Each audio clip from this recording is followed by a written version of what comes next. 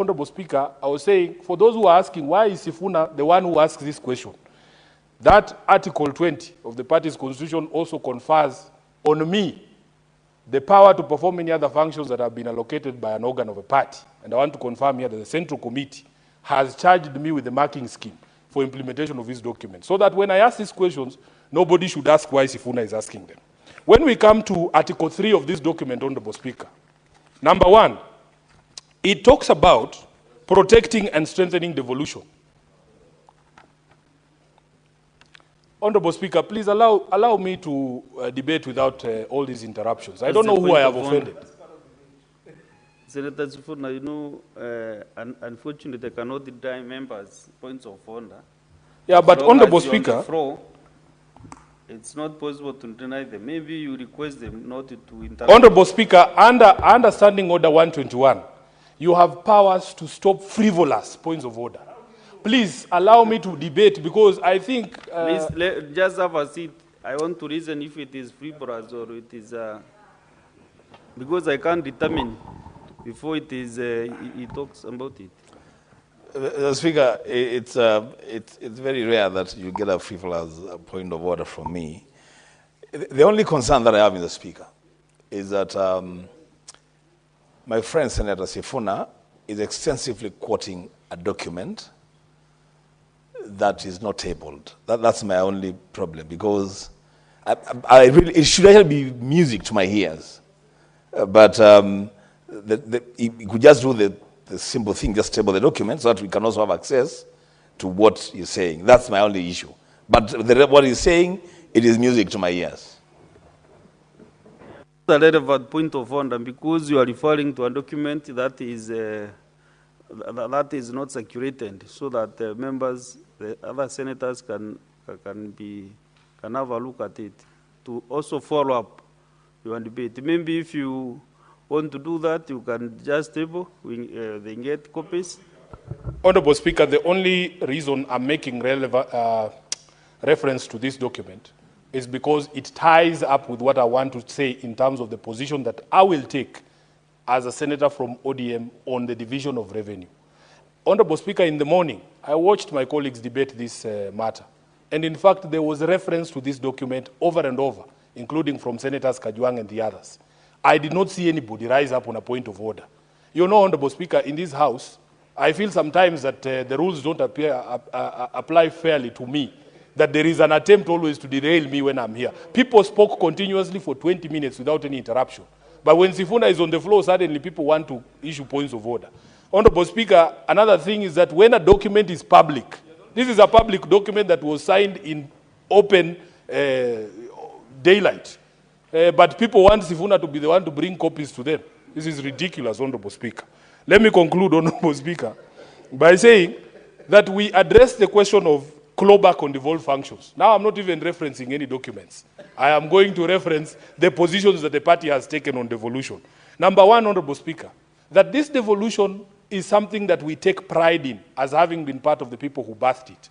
And we want it to work for our people. We will resist any attempts to claw back on any devolved functions, Honorable Speaker. That is why you did not see me yesterday at that launch of or handover of housing by the President, because I strongly believe that housing is a devolved function.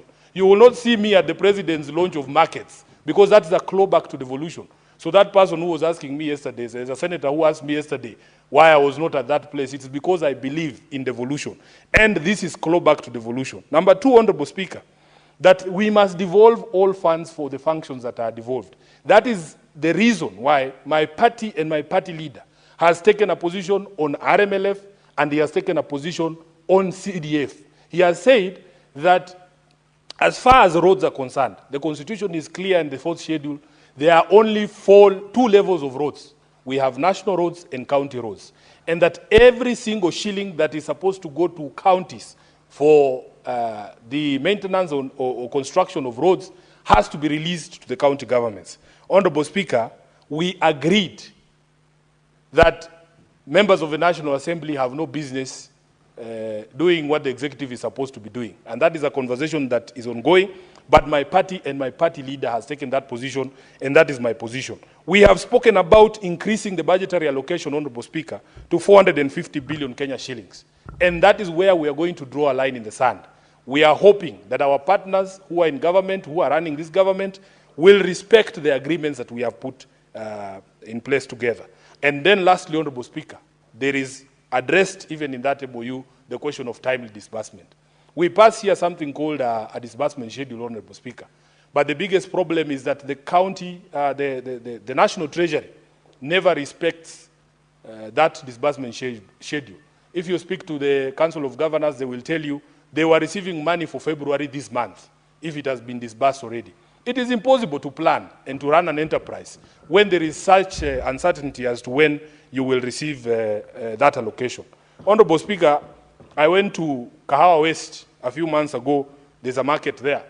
The most troubling thing for the traders was that although they pay market levies to the county government had allowed the construction of those modern kiosks at the entrance of the market, so that every customer who comes to the market has no business or interest going into the market. Everything can be found in the kiosks outside of the market. And Honorable Speaker, when I was there, it's almost close to a year ago, we were shown a market that is being built there, and the county government assured me that once that new market is there, they will accommodate everybody there. I want to go back there very soon, Honorable Speaker, because the reports I'm getting is that that market has stalled. If you look at our sporting facilities, we had that conversation when we were doing statements. City Stadium, Honorable Speaker, has been closed for over 2 years up to now. And when you ask governors why nothing is happening on the ground, the thing they always cite is late disbursement of money and a lack of resources. You go to James Kangede in Woodley, that is the same situation. Honorable Speaker, I went to Roysambu just a few weeks ago. We had a meeting there with resident associations in Roysambu under the leadership of the MCA, so Peter Mumbi. Honorable Speaker, would you believe it? There is not a single public ECD school in Roysambu ward. Number two, there are no playgrounds in Roysambu, Honorable Speaker, and the spaces that have been designated for playgrounds have been grabbed. If you go to Marurui Health Center and you look at the situation of that place, Honorable Speaker, it is despicable. First of all, construction has never been completed. Number two, there was supposed to be a fence that is built because you can imagine, Honorable Speaker, it is a maternity and it is so close to the road that people can actually hear and see our mothers when they are giving birth, something that is the indignity that we spoke about. I say the governor promised a city of order and dignity. You should go to Marurui when it rains, Honorable Speaker. You will be embarrassed to be in the city of Nairobi. I had another meeting recently with MCN Ndungu from Kiamaiko. He tells me there is no single capital project that is being undertaken in Kiamaiko ward, Honorable Speaker. And that the biggest problem is even last year when they were given some allocation for construction of roads, some contractors did good cabro roads in the ward, but they have not been paid up to now. When you ask Sakaja, Governor Sakaja, he will tell you he has no money. Late disbursement by the National Treasury and other challenges that he says is facing. I had a meeting with Karis, who is our MCA, Honorable Speaker, from Ruai. Ruai is one of the largest wards actually in Nairobi. It is actually the largest. I think it's about 100 square kilometers. Honorable Speaker, number one, there are no roads that have been built by the county in Ruai ward. There was an attempt, he told me, to do a road called Kanisani Road, Honorable Speaker, and about 387 million shillings was allocated. Then the road construction was broken into two parts, Part A and Part B. The contractor did something for Part A.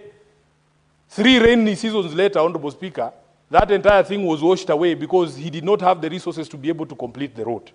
He told me about the water situation in his ward, Honorable Speaker, that cartels have gotten into the procurement for the connections from the main pipes to the homes and ensured that a tender is not awarded for that work. Up to today, the people of Ruai are not enjoying that water that they were supposed to enjoy. I was shocked, Honorable Speaker, that the situation in his ward is so bad that private people have decided to fund county services, that they will ask for the county to give them a tipper, a lorry, or those machines that grade roads. They will fuel it themselves. Honorable Speaker, are we really in a situation where private money now has to be sourced for us to be able to undertake services for our people? It is such a shame, Honorable Speaker.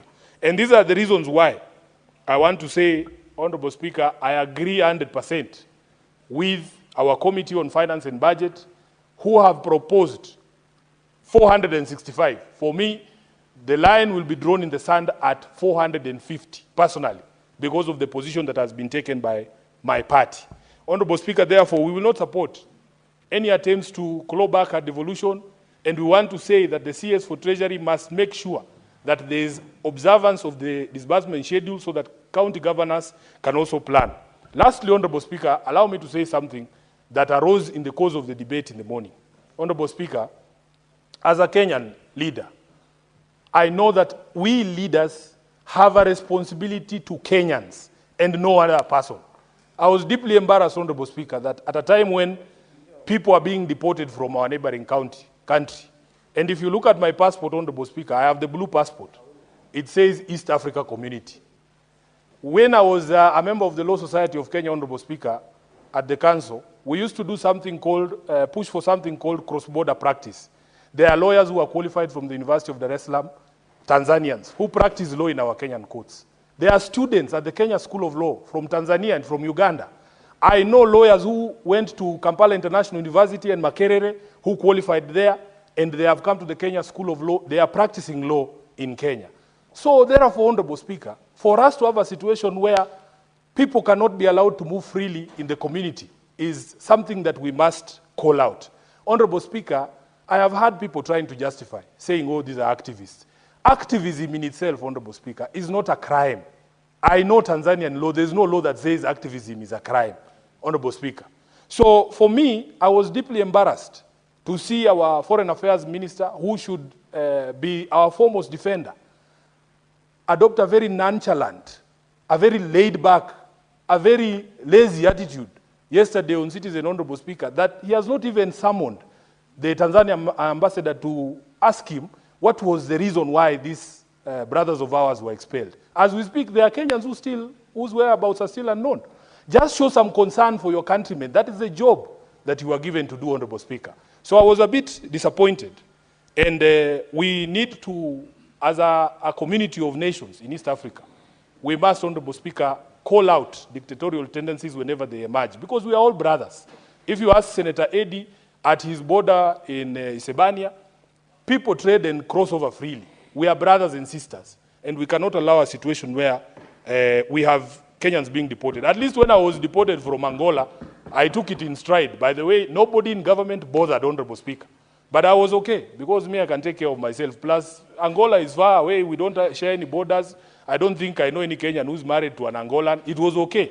But Tanzania are our brothers and sisters. And we must, Honorable Speaker, stand up for every Kenyan. This is the reason why, Honorable Speaker, when people start conversations about patriotism, it is very difficult to love a country that does not care about you. That I know that if I am in a quandary somewhere outside Kenya, the Kenyan government, or at least the CS for Foreign Affairs, will not care what happens to Sifuna. Honorable Speaker, it breaks my heart. If I was stuck in southern Lebanon when the war began, would this government really come for me? That is the question I ask myself. We are on our own.